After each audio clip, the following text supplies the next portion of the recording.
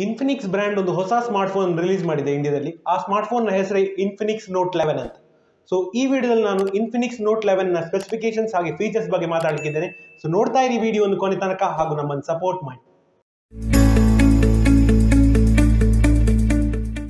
ಮೊದಲನೇದಾಗಿ ಈ Infinix note 11 smartphone ನ ಪ್ರೈಸಿಂಗ್ ಡೀಟೇಲ್ಸ್ ಬಗ್ಗೆ ಮಾತಾಡ್ತೇನೆ, ನಂತರ ಅದರ ಸ್ಪೆಸಿಫಿಕೇಶನ್ ಬಗ್ಗೆ ಮಾತಾಡಲಿಕ್ಕಿದ್ದೇನೆ. ಸೊ ಮೊದಲನೇದಾಗಿ ಇದರ ಪ್ರೈಸಿಂಗ್ ಬಗ್ಗೆ ಮಾತಾಡೋದಾದ್ರೆ ಇದರಲ್ಲಿ ಕೇವಲ ಒಂದು ವೇರಿಯಂಟ್ ಬರ್ತಾ ಇದೆ, 4GB ರ್ಯಾಮ್ ಮತ್ತೆ 64GB ಸ್ಟೋರೇಜ್ ವೇರಿಯಂಟ್. ಇದಕ್ಕೆ 11,999 ರೂಪಾಯಿ ಆಗುತ್ತೆ. ಸೊ ಇದು ಇದರ ಪ್ರೈಸಿಂಗ್ ಡೀಟೇಲ್ಸ್. ಸೊ ಮೊದಲನೇದಾಗಿ ಇದರ ಡಿಸೈನ್ ಬಗ್ಗೆ ಮಾತಾಡೋದು, ಅಂದರೆ ಸ್ಪೆಸಿಫಿಕೇಶನ್ಸ್ ಅಲ್ಲಿ ಅದರ ಡಿಸೈನ್ ಬಗ್ಗೆ ಮಾತಾಡೋದು. ಸೊ ಕಾಮನ್ ಆಗಿ ಈ ಪ್ರೈಸ್ ಸೆಗ್ಮೆಂಟ್ ಅಲ್ಲಿ ಬರುವಂತಹ ಸ್ಮಾರ್ಟ್ಫೋನ್ಸ್ ಅಲ್ಲಿ ಯೂಸ್ ಮಾಡುವಂತಹ ಅದೇ ಪಾಲಿಕಾರ್ಬೋನೇಟ್ ಅಂದ್ರೆ ಪ್ಲಾಸ್ಟಿಕ್ ಬ್ಯಾಕ್ ಪ್ಯಾನಲ್ ಅನ್ನು ಇಲ್ಲಿ ಕೂಡ ಯೂಸ್ ಮಾಡಿದ್ದಾರೆ ಈ ಸ್ಮಾರ್ಟ್ಫೋನ್ ಅಲ್ಲಿ, ಅಂದ್ರೆ ಇನ್ಫಿನಿಕ್ಸ್ ನೋಟ್ 11 ಸ್ಮಾರ್ಟ್ಫೋನ್ ಅಲ್ಲಿ. ಸೊ ಇದರಲ್ಲಿ ಕೂಡ ಮ್ಯಾಟ್ ಫಿನಿಶ್ ನ ಒಂದು ಬ್ಯಾಕ್ ಪ್ಯಾನಲ್ ಇದೆ. ಮ್ಯಾಟ್ ಫಿನಿಶ್ ಇದ್ದ ಕಾರಣ ಇದರಲ್ಲಿ ಯಾವುದೇ ಒಂದು ಫಿಂಗರ್ ಪ್ರಿಂಟ್ ಅಥವಾ ಯಾವುದೇ ಒಂದು ಗಲೀಜ್ ಅಷ್ಟು ಬೇಗ ಈ ಬ್ಯಾಕ್ ಪ್ಯಾನಲ್ ಗೆ ಆಗುದಿಲ್ಲ. ಸೊ ಒಂದು ಒಳ್ಳೆಯ ಬ್ಯಾಕ್ ಪ್ಯಾನಲ್ ಕೊಟ್ಟಿದ್ದಾರೆ. ಹಾಗೆ ಇದು 3 ಕಲರ್ಸ್ ಅಲ್ಲಿ ಬರ್ತಾ ಇದೆ, ಒಂದು ಗ್ರೀನ್, ಮತ್ತೊಂದು ಬ್ಲಾಕ್, ಮತ್ತೊಂದು ವೈಟ್. ಸೊ 3 ಕಲರ್ಸ್ ಅಲ್ಲಿ ಬರ್ತಾ ಇದೆ. ಸೊ ನೀವು ನೋಡ್ತಾ ಇರ್ಬೋದು ಈಗ ಸ್ಕ್ರೀನ್ ಅಲ್ಲಿ ಒಂದು ಸ್ಟೈಲಿಶ್ ಆಗಿ ಕಾಣ್ತಾ ಇದೆ ಈ back panel. So design segment ಅಲ್ಲಿ ಯಾವುದೇ ಒಂದು ಇಶ್ಯೂಸ್ ಇಲ್ಲ. ಸೊ ಇನ್ಫಿನಿಕ್ಸ್ ನೋಟ್ 11 ಗೆ ಇಲ್ಲೊಂದು ಪ್ಲಸ್ ಪಾಯಿಂಟ್ ಅಂತ ಹೇಳ್ಬೋದು. ಸೊ ನೆಕ್ಸ್ಟ್ ಇದರ ಮೇನ್ ಕಾಂಪೊನೆಂಟ್ ಅಂದ್ರೆ ಇದರ ಪ್ರಾಸೆಸರ್ ಬಗ್ಗೆ ಮಾತಾಡೋದು. ಸೊ ಇದರಲ್ಲಿ MediaTek Helio G88 processor use ಮಾಡಿದ್ದಾರೆ. ಸೊ ಇದೊಂದು ಹೊಸ ಪ್ರಾಸೆಸರ್ ಮೀಡಿಯಾಟೆಕ್ ಅವರಿಂದ. ಸೊ ಈ ಪ್ರಾಸೆಸರ್ ಅನ್ನು ಈ ಇನ್ಫಿನಿಕ್ಸ್ ನೋಟ್ 11 ಸ್ಮಾರ್ಟ್ಫೋನ್ ಅಲ್ಲಿ ಯೂಸ್ ಮಾಡಿದ ಕಾರಣ ಒಂದು ಒಳ್ಳೆಯ ಪರ್ಫಾರ್ಮೆನ್ಸ್ ಕೊಡಬಹುದು ಅಂತ ಒಂದು ನನ್ನ ಅನಿಸಿಕೆ. ಯಾಕಂತ ಹೇಳಿದ್ರೆ ಇದು 12 ನ್ಯಾನೋಮೀಟರ್ ಒಂದು ಪ್ರೊಸೆಸರ್. ಈ ಪ್ರೈಸ್ ಸೆಗ್ಮೆಂಟ್ ಅಲ್ಲಿ ಬರುವಂತಹ ಸ್ಮಾರ್ಟ್ಫೋನ್ಸ್ ಅಲ್ಲಿ 12 ನ್ಯಾನೋಮೀಟರ್ ಪ್ರೊಸೆಸ್ ಟೆಕ್ನಾಲಜಿಯಲ್ಲಿ ಮಾಡಿದಂತಹ ಪ್ರೊಸೆಸರ್ ಯೂಸ್ ಮಾಡ್ತಾರೆ. ಸೊ ಇಲ್ಲಿ ಕೂಡ ಅದೇ ಪ್ರೊಸೆಸ್ ಟೆಕ್ನಾಲಜಿಯ ಪ್ರೊಸೆಸರ್ ಯೂಸ್ ಮಾಡಿದ್ದಾರೆ. ಮತ್ತೊಂದು ಏನಂತ ಹೇಳಿದ್ರೆ ಇದು ಹೊಸ ಪ್ರೊಸೆಸರ್ ಮೀಡಿಯಾಟೆಕ್ನವರ ಈ 80 ಸೀರೀಸ್ ಅಲ್ಲಿ ಇರುವಂತಹ ಮೀಡಿಯಾಟೆಕ್ ಪ್ರೊಸೆಸರ್ ಇದೆಯಲ್ಲ, ಅದರಲ್ಲಿ ಒಂದು ನ್ಯೂ ಪ್ರೊಸೆಸರ್ ಅದನ್ನು ಯೂಸ್ ಮಾಡಿದ್ದಾರೆ ಇಲ್ಲಿ ಇನ್ಫಿನಿಕ್ಸ್ನವರು. ಸೊ ಇದಕ್ಕೆ ಒಂದು ಅಡ್ವಾಂಟೇಜ್ ಅಂತ ಹೇಳ್ಬೋದು. ಸೊ ಪ್ರೊಸೆಸರ್ ಅನ್ನು ಕಂಪೇರ್ ಮಾಡಿಕೊಂಡು ನಾವು ಹಾಗೆ ಇದರ ಪ್ರೈಸಿಂಗ್ ಅನ್ನು ಕಂಪೇರ್ ಮಾಡಿಕೊಂಡು ಇದರ ಕಾಂಪಿಟೇಟರ್ ಅನ್ನು ನೋಡೋದಾದ್ರೆ ಇದರ direct competition Redmi 10 prime smartphone ಜೊತೆಗೆ ಇದೆ. ಸೊ ಅಲ್ಲಿ ಕೂಡ MediaTek Helio G88 processor use ಮಾಡಿದ್ದಾರೆ. ಸೊ ಈ ಸ್ಮಾರ್ಟ್ಫೋನ್ ಅಲ್ಲಿ ಕೂಡ MediaTek Helio G88 processor use ಮಾಡಿದ್ದಾರೆ. ಸೊ ಇದೊಂದು ಒಳ್ಳೆಯ ಪ್ರೊಸೆಸರ್, 4G ಪ್ರೊಸೆಸರ್ ಆಗಿದೆ, ಮ್ಯಾಕ್ಸಿಮಮ್ ಸ್ಪೀಡ್ 2 GHz ಆಗಿದೆ. ಸೊ ಇದು ಇದರ ಎಂಟೈರ್ ಪ್ರೊಸೆಸರ್ ನ ಸ್ಪೆಸಿಫಿಕೇಶನ್. ಸೊ ಪ್ರೊಸೆಸರ್ ಬಗ್ಗೆ ಮಾತಾಡೋದಾದ್ರೆ ಇಲ್ಲಿ ಯಾವುದೇ ಒಂದು ಕಾಂಪ್ರಮೈಸ್ ಮಾಡಲಿಲ್ಲ ಇನ್ಫಿನಿಕ್ಸ್ನವರು ಈ ಪ್ರೈಸ್ ಸೆಗ್ಮೆಂಟ್ ಅಲ್ಲಿ ಪ್ರೊಸೆಸರ್ ನೋಡೋದಾದ್ರೆ. ಸೊ ಒಂದು ಬೇಸಿಕ್ ಪರ್ಫಾರ್ಮೆನ್ಸ್ ಕೊಡುವಂತಹ ಎಲ್ಲ ಮಲ್ಟಿ ಟಾಸ್ಕಿಂಗ್ ಕೆಪಾಬಿಲಿಟೀಸ್ ಇರುವಂತಹ ಪ್ರೊಸೆಸರ್ ಆಗಿದೆ. ಸೊ ಯಾವುದೇ ಒಂದು ಇಶ್ಯೂಸ್ ಇಲ್ಲ. ಸೊ ಇಲ್ಲಿ ಕೂಡ ಒಂದು ಪ್ಲಸ್ ಪಾಯಿಂಟ್ ಕೊಡಬಹುದು ಇನ್ಫಿನಿಕ್ಸ್ ನೋಟ್ 11 ಸ್ಮಾರ್ಟ್ಫೋನ್ಗೆ. ಸೊ ನೆಕ್ಸ್ಟ್ ಇದರ ರ್ಯಾಮ್ ಮತ್ತೆ ಸ್ಟೋರೇಜ್ ಬಗ್ಗೆ ಮಾತಾಡೋದಾದ್ರೆ ನಾನು ಮುಂಚೆನೆ ಹೇಳಿದಾಗ ಇದರಲ್ಲಿ ಕೇವಲ ಒಂದೇ ವೇರಿಯಂಟ್ ಬರ್ತಾ ಇದೆ. ಸೊ 4GB ರ್ಯಾಮ್ ಪ್ರೊವೈಡ್ ಮಾಡ್ತಾ ಇದ್ದಾರೆ, LPDDR4X ರ್ಯಾಮ್ ಪ್ರೊವೈಡ್ ಮಾಡ್ತಾ ಇದ್ದಾರೆ. ಹಾಗೆಯೇ 64GB ಸ್ಟೋರೇಜ್ ಕೂಡ ಪ್ರೊವೈಡ್ ಮಾಡ್ತಾ ಇದ್ದಾರೆ ಈ ಇನ್ಫಿನಿಕ್ಸ್ ನೋಟ್ 11 ಸ್ಮಾರ್ಟ್ಫೋನ್ ಅಲ್ಲಿ. ಸೊ ಒಂದೇ ವೇರಿಯಂಟ್ ಬರೋದ ಕಾರಣ ಗೇಮರ್ಸ್ಗೆ ಕೆಲವರಿಗೆ ಪ್ರಾಬ್ಲಮ್ ಆಗ್ಬೋದು ಇಲ್ಲಿ. ಯಾಕಂತ ಹೇಳಿದ್ರೆ ಇಲ್ಲಿ ಕೇವಲ 4GB ರ್ಯಾಮ್ ಪ್ರೊವೈಡ್ ಮಾಡಿದ್ದಾರೆ. 6GB ರ್ಯಾಮ್ ಪ್ರೊವೈಡ್ ಮಾಡ್ತಿದ್ರೆ ಹಾಗೆಯೇ 128GB ಸ್ಟೋರೇಜ್ ಪ್ರೊವೈಡ್ ಮಾಡ್ತಿದ್ರೆ ಒಂದು ಬೆಟರ್ ಆಪ್ಷನ್ ಇರ್ತಿತ್ತು ಗೇಮರ್ಸ್ಗೆ. ಅಂದ್ರೆ ತುಂಬಾ ಪರ್ಫಾರ್ಮೆನ್ಸ್ ಅಲ್ಲಿ ತುಂಬಾ ಬೇಕಾಗುವಂತವರಿಗೆ ಇಲ್ಲಿ ಒಂದು ಅಡ್ವಾಂಟೇಜ್ ಇರ್ತಿತ್ತು. ಆದ್ರೆ ಇಲ್ಲಿ ರ್ಯಾಮ್ ಮತ್ತೆ ಸ್ಟೋರೇಜ್ ಅಲ್ಲಿ ಸ್ವಲ್ಪ ಅವರು ಲಿಮಿಟೆಡ್ ಮಾಡಿದ್ರಂತ ನನ್ನ ಒಂದು ಅನಿಸಿಕೆ. ಸೊ ಇಲ್ಲಿ ಒಂದು ನೆಗೆಟಿವ್ ಪಾಯಿಂಟ್ ಕೊಡಬೇಕಾಗುತ್ತೆ. ಯಾಕಂತ ಹೇಳಿದ್ರೆ ಕೇವಲ ಒಂದೇ ವೇರಿಯಂಟ್, ಯಾರೇ ಗೇಮರ್ಸ್ ಇರ್ಬೋದು, ಯಾರೇ ಮಲ್ಟಿ ಟಾಸ್ಕಿಂಗ್ ಅಲ್ಲಿ ಜಾಸ್ತಿ ಯೂಸ್ ಮಾಡ್ತಾರೆ, ಸೊ ಅವರಿಗೆ ಇಲ್ಲಿ ಯಾವುದೇ ಒಂದು ಆಪ್ಷನ್ ಇಲ್ಲ, ಕೇವಲ ಒಂದೇ ವೇರಿಯಂಟ್ ಜೊತೆಗೆ ಹೋಗ್ತಾ ಇರಬೇಕು. ಸೊ ಅದೊಂದು ನೆಗೆಟಿವ್ ಪಾಯಿಂಟ್ ಇಲ್ಲಿ ರ್ಯಾಮ್ ಮತ್ತೆ ಇದರ ಸ್ಟೋರೇಜ್ ಡಿಪಾರ್ಟ್ಮೆಂಟ್ ಅಲ್ಲಿ. ಸೊ ನೆಕ್ಸ್ಟ್ ಇದರ ಮೇನ್ ಅಡ್ವಾಂಟೇಜ್ ಅಂದ್ರೆ ಮೇನ್ ಸ್ಪೆಸಿಫಿಕೇಶನ್, ಇದರದ್ದು ಮೇನ್ ಹೈಲೈಟ್ ಅಂತ ಹೇಳ್ಬೋದು, ಅದು ಇದರ ಡಿಸ್ಪ್ಲೇ.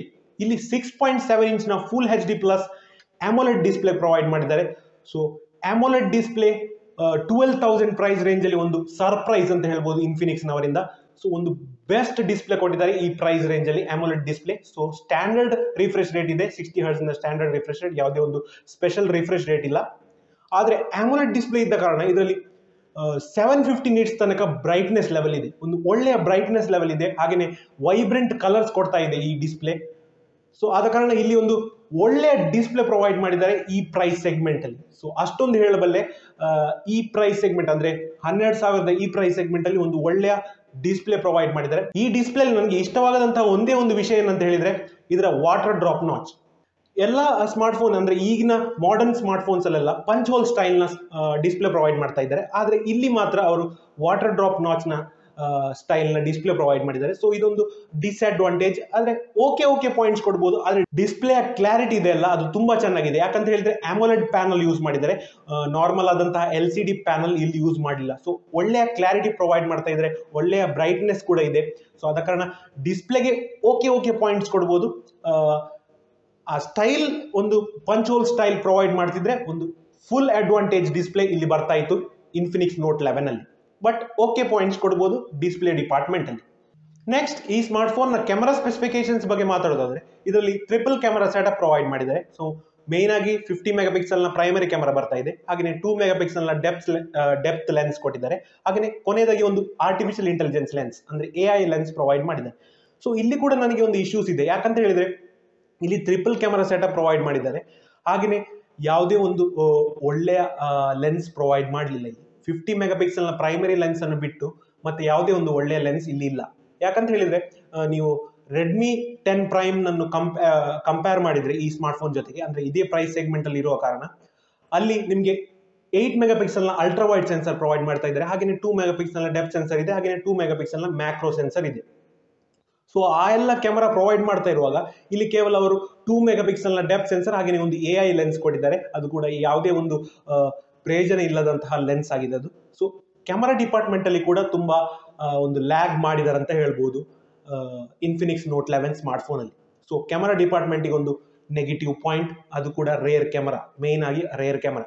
ಅಂದ್ರೆ ನಿಮ್ಗೆ ಈ ಸ್ಮಾರ್ಟ್ ಫೋನ್ ಅಲ್ಲಿ ಯಾವುದೇ ಒಂದು ಸೆಲ್ಫಿ ಅಥವಾ ವಿಡಿಯೋ ಕಾಲಿಂಗ್ಗೋಸ್ಕರ ಇದರಲ್ಲಿ 16 ಮೆಗಾಪಿಕ್ಸೆಲ್ ನ ಫ್ರಂಟ್ ಕ್ಯಾಮೆರಾ ಕೊಟ್ಟಿದ್ದಾರೆ. ಸೊ ಇಲ್ಲಿ ಯಾವುದೇ ಒಂದು ಇಶ್ಯೂಸ್ ಇಲ್ಲ ಫ್ರಂಟ್ ಕ್ಯಾಮೆರಾದಲ್ಲಿ. ಬಟ್ ರೇರ್ ಕ್ಯಾಮೆರಾ ತುಂಬಾ ಒಂದು ಡಿಸಪಾಯಿಂಟಿಂಗ್ ಆಗಿ ಸ್ಪೆಸಿಫಿಕೇಶನ್ಸ್ ಇಲ್ಲಿ ಪ್ರೊವೈಡ್ ಮಾಡಿದ್ದಾರೆ ಇನ್ಫಿನಿಕ್ಸ್ ನವರು.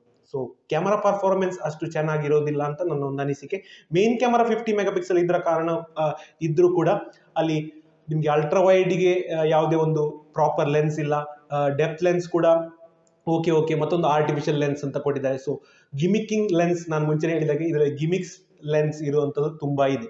ಸೊ ಕ್ಯಾಮೆರಾ ಡಿಪಾರ್ಟ್ಮೆಂಟ್ ಅಲ್ಲಿ ಇಲ್ಲೊಂದು disadvantage Infinix note 11 smart phone ಇಲ್ಲಿ. ಸೊ ನೆಕ್ಸ್ಟ್ ಈ ಸ್ಮಾರ್ಟ್ ಫೋನ್ ನ ಬ್ಯಾಟರಿ ಸ್ಪೆಸಿಫಿಕೇಶನ್ಸ್ ಬಗ್ಗೆ ಮಾತಾಡೋದಾದ್ರೆ ಇದರಲ್ಲಿ 5000 mAh ನ ಬ್ಯಾಟರಿ ಯೂಸ್ ಮಾಡಿದ್ದಾರೆ. ಸೊ ಕಾಮನ್ ಆಗಿ ಎಲ್ಲಾ ಸ್ಮಾರ್ಟ್ ಫೋನ್ ಅಲ್ಲಿ ಬರುವಂತಹ ಬ್ಯಾಟರಿ ಸ್ಪೆಸಿಫಿಕೇಶನ್ ಇಲ್ಲಿ ಕೂಡ ಯೂಸ್ ಮಾಡಿದ್ದಾರೆ. ಮತ್ತೊಂದು ಅಡ್ವಾಂಟೇಜ್ ಈ ಬ್ಯಾಟರಿ ಸ್ಪೆಸಿಫಿಕೇಶನ್ ನಲ್ಲಿ ಏನಂತ ಹೇಳಿದ್ರೆ ಇಲ್ಲಿ 33 ವಾಟ್ ನ ಫಾಸ್ಟ್ ಚಾರ್ಜಿಂಗ್ ಸಪೋರ್ಟ್ ಕೊಟ್ಟಿದ್ದಾರೆ. ಸೊ ಇದೊಂದು ಪ್ಲಸ್ ಪಾಯಿಂಟ್ ಅಂತ ಹೇಳ್ಬೋದು. ಈ ಪ್ರೈಸ್ ಸೆಗ್ಮೆಂಟ್ ಅಲ್ಲಿ 20 ವಾಟ್ ಅಥವಾ 18 ವಾಟ್ ನ ಫಾಸ್ಟ್ ಚಾರ್ಜಿಂಗ್ ಸಪೋರ್ಟ್ ಕೊಡ್ತಾ ಇದ್ದಾರೆ ಎಲ್ಲ ಸ್ಮಾರ್ಟ್ ಫೋನ್ ನವರು. ಆದ್ರೆ ಇನ್ಫಿನಿಕ್ಸ್ ನವರು ಇಲ್ಲಿ 33 ವಾಟ್ ನ ಫಾಸ್ಟ್ ಚಾರ್ಜಿಂಗ್ ಸಪೋರ್ಟ್ ಕೊಡ್ತಾ ಇದ್ದಾರೆ. ಹಾಗೆ ಇನ್ಫಿನಿಕ್ಸ್ ನವರು ಏನು ಕ್ಲೈಮ್ ಮಾಡಿದ್ದಾರೆ ಅಂತ ಹೇಳಿದ್ರೆ 1.5 ಗಂಟೆಯಲ್ಲಿ ನೀವು 0 ಇಂದ 100% ಚಾರ್ಜ್ ಮಾಡಬಹುದಂತ ಇನ್ಫಿನಿಕ್ಸ್ ನವರು ಕ್ಲೈಮ್ ಮಾಡಿದ್ದಾರೆ. ಸೊ ಒಂದು ಒಳ್ಳೆಯ ಫಾಸ್ಟ್ ಚಾರ್ಜಿಂಗ್ ಸಪೋರ್ಟ್ ಕೊಟ್ಟಿದ್ದಾರೆ. ಹಾಗೆ ಟೋಟಲ್ ಆಗಿ ನಾವು ಬ್ಯಾಟರಿ ಡಿಪಾರ್ಟ್ಮೆಂಟ್ ಬಗ್ಗೆ ಮಾತಾಡೋದಾದ್ರೆ ಇಲ್ಲಿ ಒಂದು plus point Infinix note 11 smart ಫೋನ್ಗೆ. ಸೊ ಬ್ಯಾಟರಿ ಡಿಪಾರ್ಟ್ಮೆಂಟ್ ಅಲ್ಲಿ ಯಾವುದೇ ಒಂದು ಇಶ್ಯೂಸ್ ಇಲ್ಲ. ನೆಕ್ಸ್ಟ್ ಈ ಸ್ಮಾರ್ಟ್ ಫೋನ್ ನ ಕನೆಕ್ಟಿವಿಟಿ ಆಪ್ಷನ್ಸ್ ಬಗ್ಗೆ ಮಾತಾಡೋದಾದ್ರೆ ಸೊ ಮೊದಲನೇದಾಗಿ ಇದರ ಸಿಮ್ ಸ್ಲಾಟ್ ಬಗ್ಗೆ ಮಾತಾಡ್ತೇನೆ. ಸೊ ಇದರಲ್ಲಿ dedicated micro SD card slot ಕೂಡ ಪ್ರೊವೈಡ್ ಮಾಡಿದ್ದಾರೆ.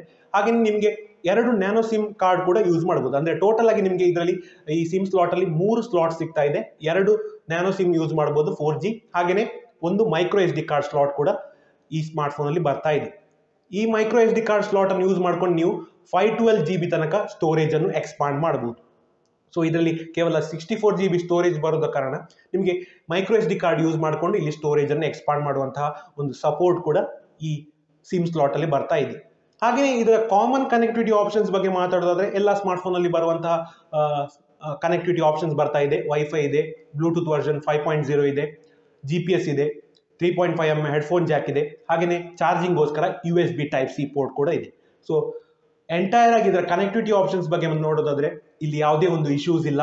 ಇನ್ಫಿನಿಕ್ಸ್ ನವರು ಒಂದು ಒಳ್ಳೆಯ ಕನೆಕ್ಟಿವಿಟಿ ಆಪ್ಷನ್ಸ್ ಪ್ರೊವೈಡ್ ಮಾಡಿದ್ದಾರೆ. Dedicated micro SD card slot ಕೂಡ ಪ್ರೊವೈಡ್ ಮಾಡಿದ್ದಾರೆ. ಸೊ ಇಲ್ಲಿ ಯಾವುದೇ ಒಂದು ಇಶ್ಯೂಸ್ ಇಲ್ಲ. ಇಲ್ಲಿ ಒಂದು ಪ್ಲಸ್ ಪಾಯಿಂಟ್ ಕೊಡಬಹುದು ಇನ್ಫಿನಿಕ್ಸ್ ನೋಟ್ 11 ಸ್ಮಾರ್ಟ್ ಫೋನ್ಗೆ. ನೆಕ್ಸ್ಟ್ ಈ ಸ್ಮಾರ್ಟ್ ಫೋನ್ ನ ಸೆಕ್ಯೂರಿಟಿ ಫೀಚರ್ಸ್ ಬಗ್ಗೆ ಮಾತಾಡೋದಾದ್ರೆ ಈ ಸ್ಮಾರ್ಟ್ ಫೋನ್ ಅಲ್ಲಿ ಫಿಂಗರ್ ಪ್ರಿಂಟ್ ಸೆನ್ಸರ್ ಬರ್ತಾ ಇದೆ. ಅದು side mounted finger print sensor. So side mounted finger print sensor ಅಂತ ಹೇಳಿದ್ರೆ ಪವರ್ ಬಟನ್ ಜೊತೆಗೆ ಫಿಂಗರ್ ಪ್ರಿಂಟ್ ಸೆನ್ಸರ್ ಕಂಬೈನ್ ಆಗಿದೆ. ಸೊ ಒಂದು ಒಳ್ಳೆಯ ಫಿಂಗರ್ ಪ್ರಿಂಟ್ ಸೆನ್ಸರ್ ಕೊಟ್ಟಿದ್ದಾರೆ. ಸೊ ನೀವು ಈ ಸ್ಮಾರ್ಟ್ ಫೋನ್ ಟೇಬಲ್ ಅಲ್ಲಿ ಇಟ್ಟರು ಕೂಡ ಫಿಂಗರ್ ಪ್ರಿಂಟ್ ಸೆನ್ಸರ್ ಮೊಬೈಲ್ ಅನ್ನು ಮೇಲೆತ್ತದೆ ಫಿಂಗರ್ ಪ್ರಿಂಟ್ ಸೆನ್ಸರ್ ಮೂಲಕ ಅನ್ಲಾಕ್ ಮಾಡಬಹುದು, side mounted finger print sensor ಮೂಲಕ. ಹಾಗೆಯೇ ಇದರಲ್ಲಿ ಫೇಸ್ ಅನ್ಲಾಕ್ ಫೀಚರ್ ಕೂಡ ಬರ್ತಾ ಇದೆ. ಸೊ ಫೇಸ್ ಅನ್ಲಾಕ್ ಫೀಚರ್ ಇಂದ ನೀವು ಸ್ಮಾರ್ಟ್ ಫೋನ್ ಅನ್ನು ಅನ್ಲಾಕ್ ಮಾಡಬಹುದು. ಸೊ ಆ ಫೀಚರ್ ಕೂಡ ಈ ಸ್ಮಾರ್ಟ್ ಫೋನ್ ಅಲ್ಲಿ ಬರ್ತಾ ಇದೆ, ಅಂದ್ರೆ ಇನ್ಫಿನಿಕ್ಸ್ ನೋಟ್ 11 ಸ್ಮಾರ್ಟ್ ಫೋನ್ ಅಲ್ಲಿ. ಸೊ ಸೆಕ್ಯೂರಿಟಿಯಲ್ಲಿ ಕೂಡ ಯಾವುದೇ ಒಂದು ಇಶ್ಯೂಸ್ ಇಲ್ಲ. ಸೊ ಇಲ್ಲಿ ಕೂಡ ಒಂದು ಪ್ಲಸ್ ಪಾಯಿಂಟ್ ಕೊಡಬಹುದು ಇನ್ಫಿನಿಕ್ಸ್ ನೋಟ್ 11 ಸ್ಮಾರ್ಟ್ ಫೋನ್ಗೆ.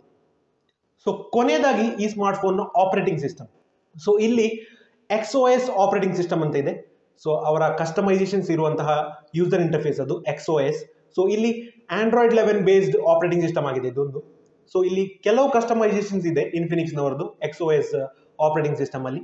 ಹಾಗೆಯೇ ಯೂಸರ್ ಇಂಟರ್ಫೇಸ್ ಸ್ವಲ್ಪ ಚೇಂಜಸ್ ಇದೆ, ಸ್ಟಾಕ್ ಆಂಡ್ರಾಯ್ಡ್ ಅಲ್ಲ, ಪ್ಯೂರ್ ಆಂಡ್ರಾಯ್ಡ್ ಅಲ್ಲ. ಸೊ ಕೆಲವು ಕಸ್ಟಮೈಸೇಷನ್ಸ್ ಇಲ್ಲಿ ಮಾಡಿದ್ದಾರೆ. ಸೊ ಒಂದು ಟಾಪ್ ಆಫ್ ದಿ ಸ್ಕಿನ್ ಇಲ್ಲಿ ಬರ್ತಾ ಇದೆ ಈ ಆಪರೇಟಿಂಗ್ ಸಿಸ್ಟಮ್ ಅಲ್ಲಿ, ಅದು XOS ಅಂತ ಕರಿತಾ ಇದ್ದಾರೆ ಇನ್ಫಿನಿಕ್ಸ್ ನವರು. ಸೊ ಅವರ ಒಂದು ಪರ್ಟಿಕ್ಯುಲರ್ ಆಪರೇಟಿಂಗ್ ಸಿಸ್ಟಮ್ ಅದು XOS ಅಂತ. ಸೊ ಇಲ್ಲಿ ಮೇನ್ ಆಗಿ ಇದರ ಬೇಸ್ Android 11 ಆಪರೇಟಿಂಗ್ ಸಿಸ್ಟಮ್ ಆಗಿದೆ.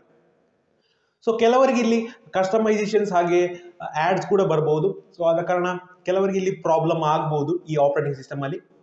ಸೊ ಈ ಆಪರೇಟಿಂಗ್ ಸಿಸ್ಟಮ್ ಅನ್ನು ಎಂಟೈರ್ ಆಗಿ ಮಾತಾಡೋದಾದ್ರೆ ಇಲ್ಲಿ ಒಂದು ಪ್ಲಸ್ ಪಾಯಿಂಟ್ ಕೊಡಬಹುದು, ಯಾಕಂತ ಹೇಳಿದ್ರೆ Android 11 ಕೊಟ್ಟಿದ್ದಾರೆ, ಆದ್ರೆ ಕಸ್ಟಮೈಸೇಷನ್ಸ್ ಮಿನಿಮಲ್ ಇರಬಹುದು ಅಂತ ಒಂದು ನನ್ನ ಅನಿಸಿಕೆ.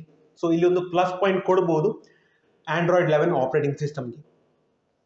ಸೊ ಇದೆಲ್ಲ ಈ ಸ್ಮಾರ್ಟ್ ಫೋನ್ ನ ಸ್ಪೆಸಿಫಿಕೇಶನ್ಸ್. ಸೊ ಈ ಸ್ಮಾರ್ಟ್ ಫೋನ್ ಯಾರಿಗೆಲ್ಲ ಪರ್ಚೇಸ್ ಮಾಡ್ಬೇಕಂತ ಇದ್ದೀರಾ, ನೀವು ಡಿಸೆಂಬರ್ 23 ನಂತರ ಫ್ಲಿಪ್ಕಾರ್ಟ್ ಇಂದ ಪರ್ಚೇಸ್ ಮಾಡಬಹುದು. ನಾನು ಮುಂಚೆನೆ ಹೇಳಿದಾಗೆ ಇದು 4GB RAM plus 64GB storage variant ಅಲ್ಲಿ ಬರ್ತಾ ಇದೆ. 3 ಕಲರ್ಸ್ ಅಲ್ಲಿ ಇದೆ, ಗ್ರೀನ್, ಬ್ಲ್ಯಾಕ್ ಮತ್ತೆ ವೈಟ್.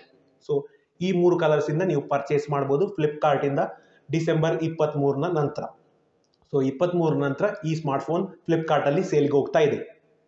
ಸೊ ಕೊನೆಯದಾಗಿ ಈ ಸ್ಮಾರ್ಟ್ ಫೋನ್ ಯಾರಿಗೆಲ್ಲ ರೆಕಮೆಂಡ್ ಮಾಡಬಹುದು ಅಂತ ಹೇಳಿದ್ರೆ, ಒಂದು ಯಾರಿಗೆ ಒಳ್ಳೆ ಒಂದು ಡಿಸ್ಪ್ಲೇಯ ಒಂದು ಸ್ಮಾರ್ಟ್ ಫೋನ್ ಬೇಕು ಅಂದ್ರೆ ಈ ಪ್ರೈಸ್ ಸೆಗ್ಮೆಂಟ್ ಅಲ್ಲಿ, ಅಂದ್ರೆ 10,000 ಇಂದ 12,000 ಈ ಪ್ರೈಸ್ ಸೆಗ್ಮೆಂಟ್ ಅಲ್ಲಿ ಒಂದು ಡಿಸ್ಪ್ಲೇ, ಯಾರಿಗೆ ಒಳ್ಳೆ ಡಿಸ್ಪ್ಲೇ ಬೇಕು ಅವರಿಗೆ ಈ ಸ್ಮಾರ್ಟ್ ಫೋನ್ ಅನ್ನು ರೆಕಮೆಂಡ್ ಮಾಡಬಹುದು. ಯಾಕಂತ ಹೇಳಿದ್ರೆ ಇಲ್ಲಿ ಒಂದು full HD plus AMOLED display ಕೊಟ್ಟಿದ್ದಾರೆ. ಸೊ ಆದ ಕಾರಣ ಡಿಸ್ಪ್ಲೇ ಯಾರಿಗೆಲ್ಲ ಒಂದು ಟಾಪ್ ನಾಚ್ ಡಿಸ್ಪ್ಲೇ ಬೇಕು ಅವರಿಗೆ ಇಲ್ಲಿ ಈ ಸ್ಮಾರ್ಟ್ ಫೋನ್ ರೆಕಮೆಂಡ್ ಮಾಡಬಹುದು. ಹಾಗೆಯೇ ಯಾರೆಲ್ಲ ಮಿಡ್ ರೇಂಜ್ ಗೇಮರ್ಸ್ ಇದ್ದಾರೆ, ಅಂದ್ರೆ ನಾರ್ಮಲ್ ಗೇಮ್ ಅಂದ್ರೆ most of the mid range gaming ಆಡುವವರು, ಅವರಿಗೂ ಕೂಡ ಈ ಸ್ಮಾರ್ಟ್ ಫೋನ್ ಅನ್ನು ರೆಕಮೆಂಡ್ ಮಾಡಬಹುದು. ಯಾಕಂತ ಹೇಳಿದ್ರೆ ಇಲ್ಲಿ G88 ಪ್ರೊಸೆಸರ್ ಬರ್ತಾ ಇದೆ, ಒಂದು ಮಿಡ್ ರೇಂಜ್ ಪ್ರೊಸೆಸರ್ ಆದ ಕಾರಣ ಒಳ್ಳೆ ಪರ್ಫಾರ್ಮೆನ್ಸ್ ಕೊಡಬಹುದು. ಅದು ಕೂಡ ಲೇಟೆಸ್ಟ್ ಪ್ರೊಸೆಸರ್ MediaTek ನವರದು. ಹಾಗೆಯೇ ಗೇಮ್ ಬೂಸ್ಟ್ ಟೆಕ್ನಾಲಜಿ ಕೂಡ ಬರ್ತಾ ಇದೆ MediaTek ನವರದು. ಸೊ ಇಲ್ಲಿ ಯಾವುದೇ ಒಂದು ಇಶ್ಯೂಸ್ ಇಲ್ಲ, ಮಿಡ್ ರೇಂಜ್ ಗೇಮರ್ಸ್ಗೆ ಈ ಸ್ಮಾರ್ಟ್ ಫೋನ್ ರೆಕಮೆಂಡ್ ಮಾಡಬಹುದು. ಕೊನೆಯದಾಗಿ ಈ ಸ್ಮಾರ್ಟ್ ಫೋನ್ ಯಾರಿಗೆ ರೆಕಮೆಂಡ್ ಮಾಡ್ಲಿಕ್ಕೆ ಆಗುದಿಲ್ಲ ಅಂತ ಹೇಳಿದ್ರೆ, ಮೇನ್ ಆಗಿ ಯಾರೆಲ್ಲ ಫೋಟೋಗ್ರಫಿಯಲ್ಲಿ ಇಂಟ್ರೆಸ್ಟ್ ಇದ್ದಾರೆ ಅವರಿಗೆ ಈ ಸ್ಮಾರ್ಟ್ ಫೋನ್ ರೆಕಮೆಂಡ್ ಮಾಡ್ಲಿಕ್ಕೆ ಆಗುದಿಲ್ಲ. ಯಾಕಂತ ಹೇಳಿದ್ರೆ 50 ಮೆಗಾಪಿಕ್ಸೆಲ್ ನ ಪ್ರೈಮರಿ ಕ್ಯಾಮೆರಾ ಇಟ್ಕೊಂಡು ಅಷ್ಟು ಫೋಟೋಗ್ರಫಿ ಇಂಟ್ರೆಸ್ಟ್ ಇರುವವರಿಗೆ ಈ ಸ್ಮಾರ್ಟ್ ಫೋನ್ ಅಲ್ಲಿ ಅಷ್ಟು ಚೆನ್ನಾಗಿ ಫೋಟೋಸ್ ತೆಗಿಲಿಕ್ಕೆ ಆಗುದಿಲ್ಲ. ಸೊ ಅದೊಂದು ಮೇನ್ ಪಾಯಿಂಟ್. ಯಾಕಂತ ಹೇಳಿದ್ರೆ ಅಲ್ಟ್ರಾ ವೈಡ್ ಸೆನ್ಸರ್ ಇಲ್ಲ, ಡೆಪ್ತ್ ಸೆನ್ಸರ್ ಇದೆ, ಆದ್ರೆ 2 ಮೆಗಾಪಿಕ್ಸೆಲ್ ಕಾಮನ್ ಆಗಿ ಬರ್ತಾ ಇದೆ ಎಲ್ಲ ಸ್ಮಾರ್ಟ್ ಫೋನ್ ಅಲ್ಲಿ. ಬಟ್ ಒಂದು AI ಲೆನ್ಸ್ ಇದೆ, ಎಲ್ಲ ಗಿಮಿಕ್ ಲೆನ್ಸ್ ಕೂಡ ಇದರಲ್ಲಿ ಇದೆ, AI ಲೆನ್ಸ್. ಸೊ ಇಲ್ಲಿ ಯಾವುದೇ ಒಂದು ದೊಡ್ಡ ಇಂಪ್ರೂವ್ಮೆಂಟ್ ಇಲ್ಲ ಈ ಕ್ಯಾಮರಾ ಡಿಪಾರ್ಟ್ಮೆಂಟ್ ಅಲ್ಲಿ. ಅಲ್ಟ್ರಾ ವೈಡ್ ಸೆನ್ಸರ್ ಇರ್ತಿದ್ರೆ ಚೆನ್ನಾಗಿ ಇರ್ತಿತ್ತು ಅಂತ ಒಂದು ನನ್ನ ಅನಿಸಿಕೆ. ಸೊ ಫೋಟೋಗ್ರಫಿ ಇಂಟ್ರೆಸ್ಟ್ ಇರುವವರಿಗೆ ಈ ಸ್ಮಾರ್ಟ್ ಫೋನ್ ರೆಕಮೆಂಡ್ ಮಾಡ್ಲಿಕ್ಕೆ ಆಗುದಿಲ್ಲ. ಸೊ ಈ ವಿಡಿಯೋದಲ್ಲಿ ಇಷ್ಟೇ. ಸೊ ನಿಮ್ಗೆ ಈ ವಿಡಿಯೋ ಇಷ್ಟವಾಗಿದ್ದಲ್ಲಿ ಲೈಕ್, ಶೇರ್ ಹಾಗೂ ಸಬ್ಸ್ಕ್ರೈಬ್ ಮಾಡಲು ಮರೆಯದಿರಿ. ಹಾಗೆಯೇ ನಿಮ್ಮ ಒಂದು ಲೈಕ್ ಮತ್ತೆ ಸಬ್ಸ್ಕ್ರಿಪ್ಷನ್ ಇಂದ ನಮಗೆ ಮುಂದಿನ ಟೆಕ್ ವಿಡಿಯೋ ಮಾಡಲಿಕ್ಕೆ ಪ್ರೋತ್ಸಾಹ ಸಿಗುತ್ತೆ. Tata, bye bye. Technical Domain signing of.